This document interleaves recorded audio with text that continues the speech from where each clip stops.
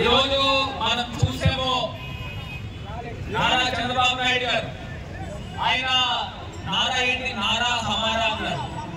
మరి ముస్లింలందరినీ కూడా దోకా చేసేదా లేదా అని వాళ్ళు ఒక్క ప్రశ్న మిమ్మల్ని అందరినీ కూడా ముస్లింల్ని దోకా చేసే అందరూ రెండు చేతులు పైకెత్తి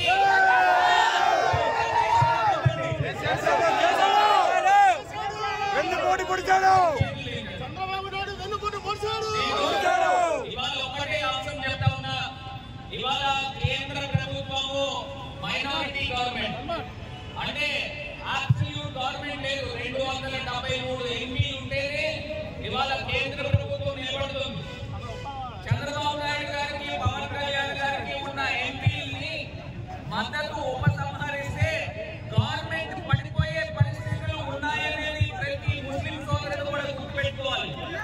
ఇవాళ వక్ఫ్ బిల్లుకి నిజంగా టీడీపీ మద్దతు ఉపసంహరించుంటే ఇవాళ వక్ఫ్ బిల్ పార్లమెంట్ లో పాస్ అయ్యేది కాదు.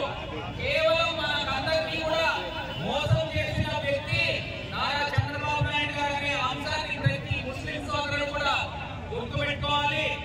ఈ యొక్క ఉద్యమము ఇక్కడతో ఆగకూడదు.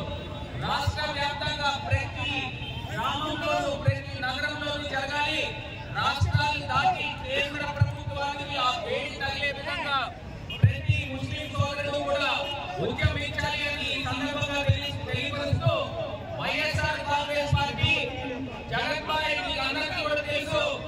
పార్లమెంట్ లో కూడా ఈ వక్ఫ్ బిల్లుకి వ్యతిరేకంగా మేము ఓటు వేసామనే అంశాన్ని మీకు అందరికీ కూడా మరొకసారి గుర్తుకు చేస్తూ ఎప్పుడు కూడా జగన్మోహన్ మీతోనే ఉంటాడు, మీ మనిషి అని ఈ సందర్భంగా